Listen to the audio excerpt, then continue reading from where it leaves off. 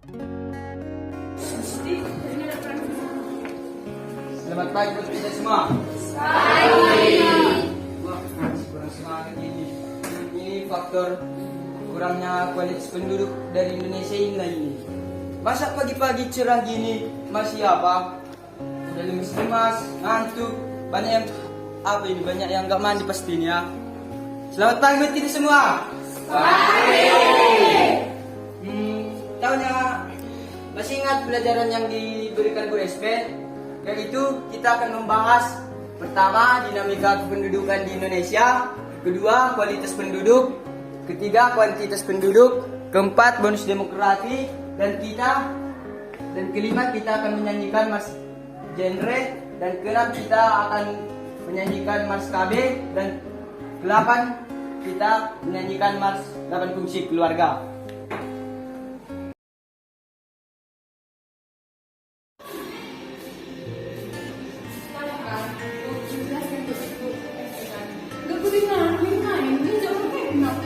Ngomong-ngomong, apa yang dimaksud dengan dinamika itu? Kan kau di depan, kau tahu fokus sama itu. Aku kan nonton kan mau di belakang. Tapi nanti tiba-tiba ujian nggak tahu aku ke apa. Apa nih? Tadi ya di depan juga belum paham juga sih, karena yang dengan tadi dinamika kependudukan itu intinya tentang perubahan penduduk aja. Jadi kan kita udah bingung kan, kita ada yang YouTube-nya Bu SP kemarin, kita dari 2022 kita tonton aja itu kan. Ada tuh nanti. Aku udah tahu ada YouTube itu dah.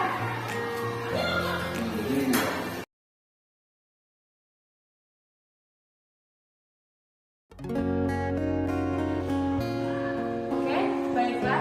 Di sini kita akan membahas tentang dinamika penduduk.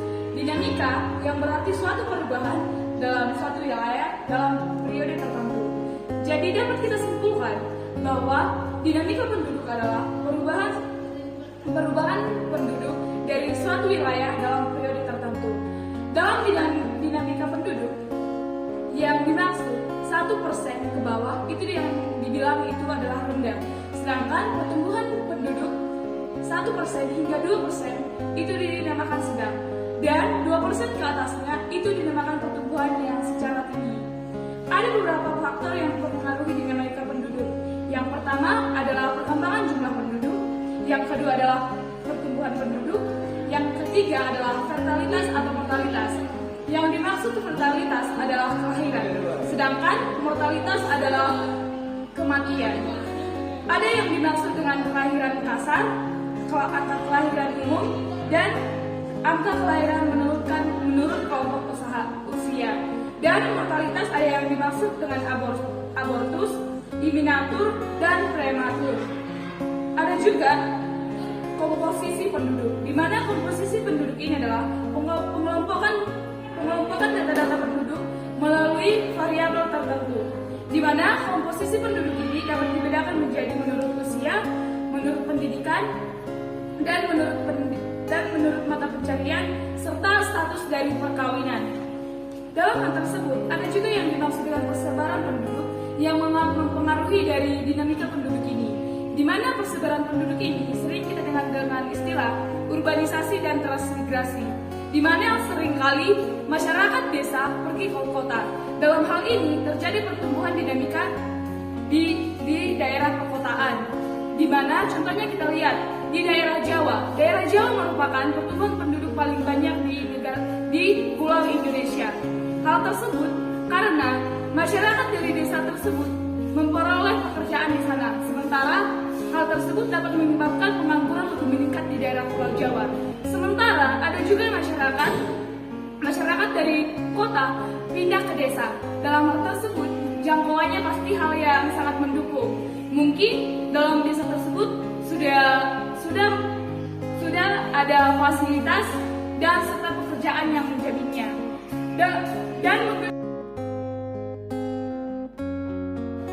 Banyak apa yang dijelaskan Bu SP tadi? Lumayan, emangnya tentang apa kamu nggak paham? Kuantitas penduduk itu, Nggak perlu kan apanya? aku sama ini belakang tak kemana dengar. Grace sini. Ini aku mau nanya, Dodo. Belum pulang kali ya. Ini dia kurang ngerti katanya tentang kuantitas penduduk itu. Aku juga itu tak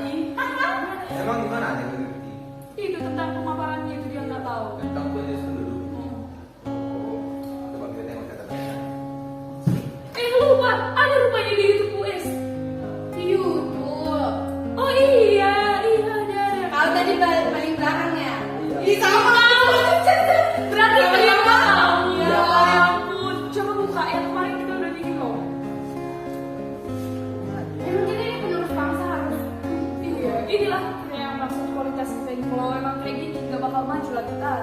Makanya meskipun kita tadi nggak mendengar dok, tapi kan ada media lain untuk memahami pelajaran itu. Baru tahu pula aku soalnya. Oh iya, makanya pola pikir kita harus dirubah. Di sini itu kita tidak hanya mendengar kuantitas, tapi juga ada Kualitas, karena kualitas itu akan mempengaruhi pola pikir kita semua. Udah dong. Coba, ini kita nonton sama. Ayo. Wah. Baik, di sini saya akan menjelaskan tentang kuantitas penduduk. Kuantitas penduduk adalah jumlah penduduk akibat dari perbedaan antara jumlah penduduk yang lahir, mati, dan perbedaan tempat tinggal. Kuantitas penduduk mempunyai faktor yaitu penyebaran dan kepadatan penduduk, di antaranya faktor fisiografi, faktor biologi, serta faktor kebudayaan dan teknologi. Bagaimana kuantitas penduduk di Indonesia? Sementara jumlah penduduk di Indonesia di semester 1 2022 per Juni 2022 tercatat sebanyak 275,5 juta, di mana jumlah tersebut terdiri dari 138.999 penduduk laki-laki dan penduduk perempuan 136.361. Secara umum, kuantitas adalah ukuran nilai atau jumlah hasil pengerjaan yang dicapai. Dalam hal ini, contoh kuantitas bisa mencakup banyak hal, misalnya jumlah siswa, jumlah produk, jumlah pekerja, dan lain sebagainya.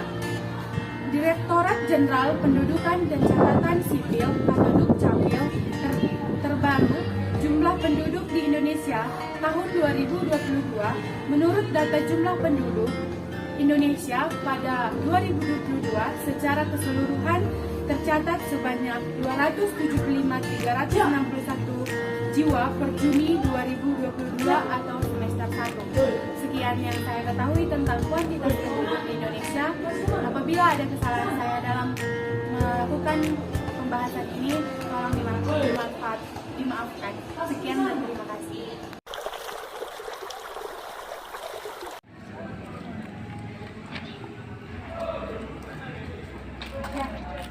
Nah, Pak ya, kita kan kemarin udah belajar bab 5, dinamika kependudukan di Indonesia. Udah paham kau tentang bab 5 ini yang terlebih tentang kualitas penduduk? Oh, kalau tentang kualitas sudah mengerti lah aku. Jadi gini, kualitas penduduk itu dipengaruhi oleh dua faktor. Yang pertama itu faktor pendidikan dan faktor kesehatan. Di mana jika suatu negara itu memiliki penduduk yang memiliki tingkat pendidikan yang tinggi, maka akan didukung juga oleh pola pikir yang makin tinggi dan makin luas. Yang kedua itu faktor kesehatan, di mana jika prasarana dan sarana mendukung, maka masyarakat itu juga akan memiliki kualitas yang lebih tinggi sesuai dengan prasarana dan sarana yang telah dilengkapkan oleh suatu negara. Berarti gitu ya kualitas penduduk. Iya, jadi Bonus demografi terus juga kualitas sama kuantitas penduduk itu gimana? Nah, kalau mau lebih jelas dari kalian, marilah kita tengok YouTube dari kelas saudara teman kita dari kelas 11 siswa 2. Di sana mereka telah menjelaskan tentang dinamika kualitas dan kuantitas penduduk Indonesia.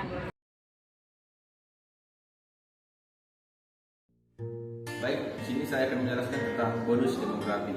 Kita ketahui yang namanya bonus pasti itu hal yang sangat baik, bagus, dan membuat kita bahagia.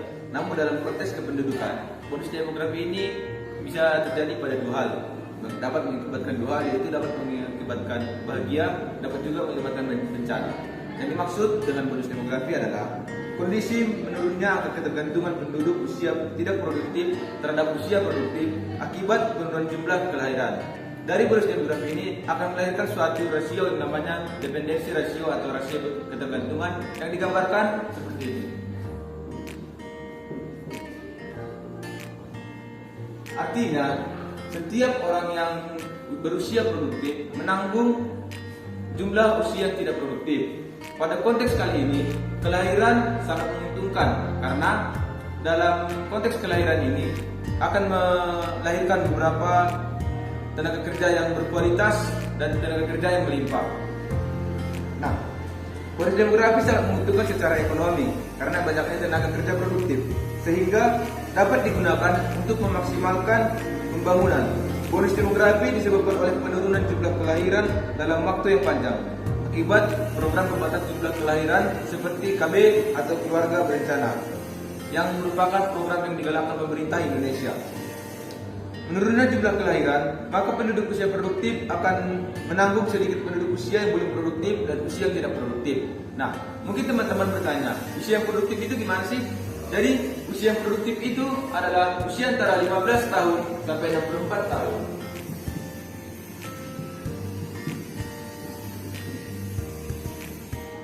Sedangkan usia yang tidak produktif yaitu di atas dari 65 tahun.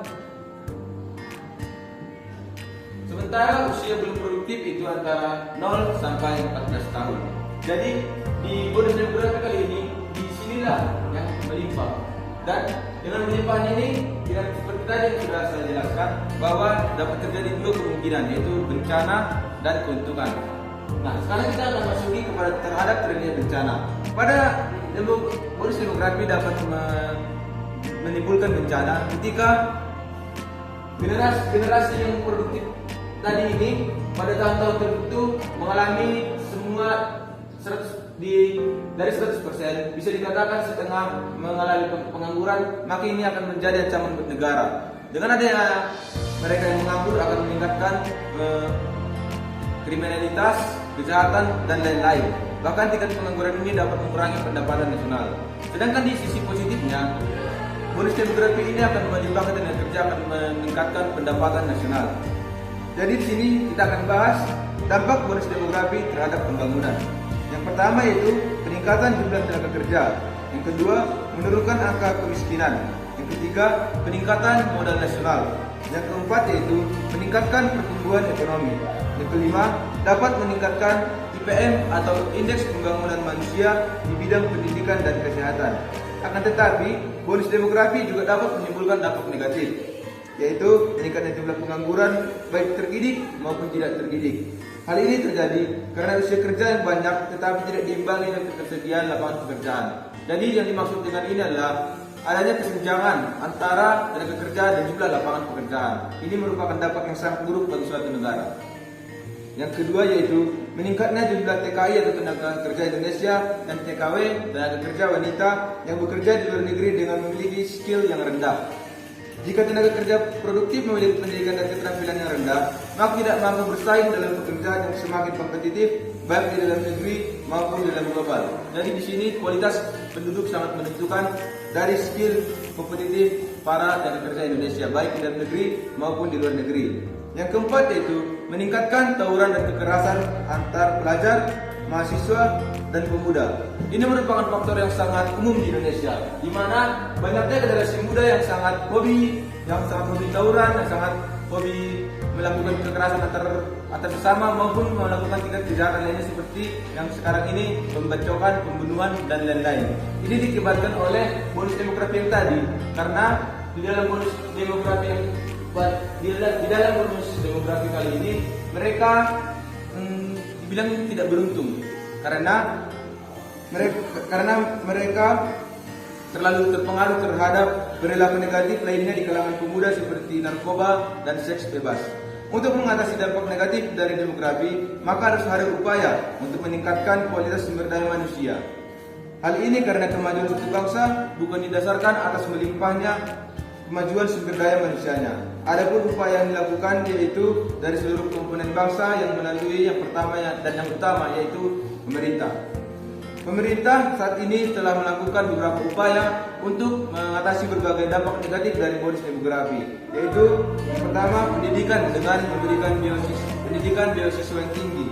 Yang kedua yaitu pelatihan untuk meningkatkan keterampilan skill. Yang ketiga yaitu penyediaan lapangan pekerjaan di berbagai bidang untuk menyeimbangkan antara melimpahnya tenaga kerja dengan lapangan pekerjaan. Yang keempat yaitu penyediaan pelayanan kesehatan dan peningkatan gizi masyarakat yang memadai, dan bisa dibilang untuk pelayanan kesehatan kali ini bangkit dari sebelumnya. Yang kelima yaitu kerjasama di bidang perdagangan dengan meningkatkan produk hasil pengolahan sumber daya alam yang berkualitas seperti ekspor, memiliki nilai tambah dan membuka pasar di luar negeri. Yang kedua yaitu dari masyarakat. Upaya untuk meningkatkan sumber daya manusia tidak hanya dilakukan oleh pemerintah, melainkan juga masyarakat. Ada beberapa upaya yang dapat dilakukan di dalam masyarakat, yaitu yang pertama, memiliki motivasi yang tinggi untuk menyuarakan anak-anaknya ke jenjang perguruan tinggi. Boleh, di sini yang dimaksud yaitu dalam bonus demografi kali ini diharapkan anak-anak generasi tersebut harus bersekolah lebih tinggi untuk meningkatkan keterampilan, pendidikan, dan skill. Yang kedua yaitu aktif mengikuti pelatihan dan meningkatkan skill yang berkaitan dengan pengelolaan atau sumber daya alam. Yang ketiga yaitu kreatif, berwirausaha dan membuka lapangan kerja di bidang pemanfaatan dan kekayaan sumber daya alam. Yang keempat yaitu mendorong generasi muda aktif pada kegiatan positif sesuai minat dan bakatnya seperti klub olahraga, kesenian, organisasi Karang Taruna maupun organisasi lainnya. Jadi di sini tidak berfokus pada pendidikan, namun generasi muda juga dapat mendalami dan aktif dalam kegiatan positif, bukan malah terjerumus ke dalam kegiatan yang negatif seperti tawuran tai. Generasi emas diharapkan mampu mengolah kekayaan sumber daya alam bukan untuk sesaat tetapi berkelanjutan untuk generasi yang akan datang. Generasi emas juga merasa benar bukan hanya dari segi jumlah penduduk tetapi juga dari kualitasnya. Yang dimaksud dengan generasi emas di sini adalah generasi Indonesia emas pada tahun 2045 nantinya.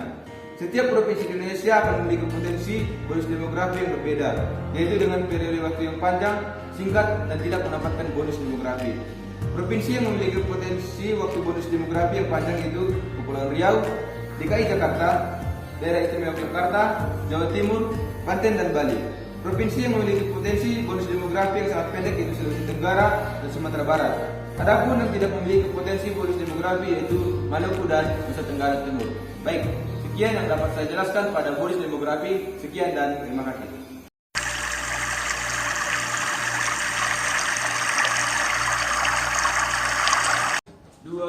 Dua, ya.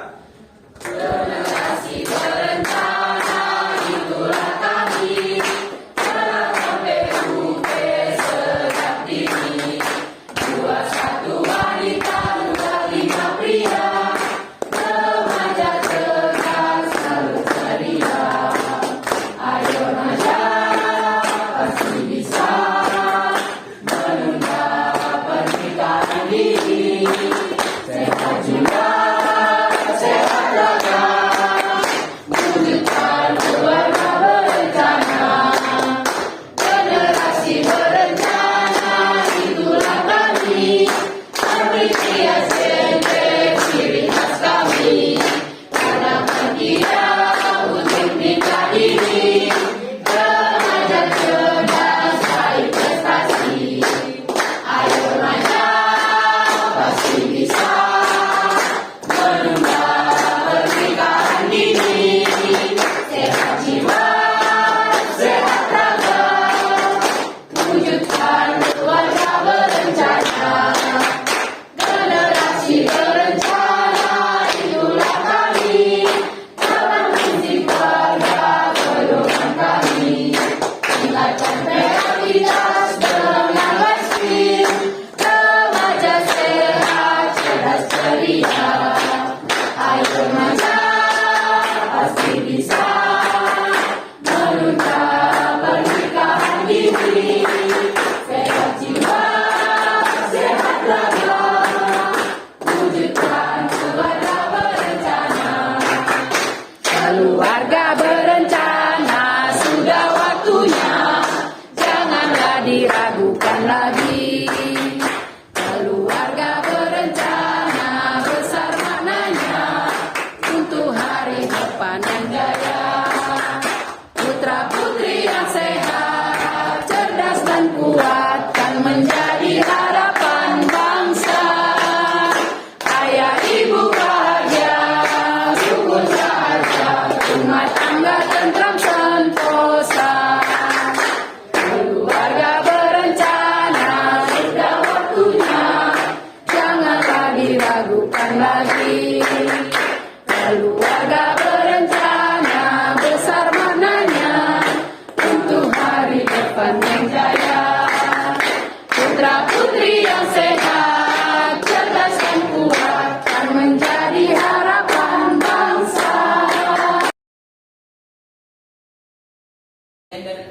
penjelasan kami tentang KD kelima geografi. Setelah situs 2 siap menjadi generasi emas. Geografi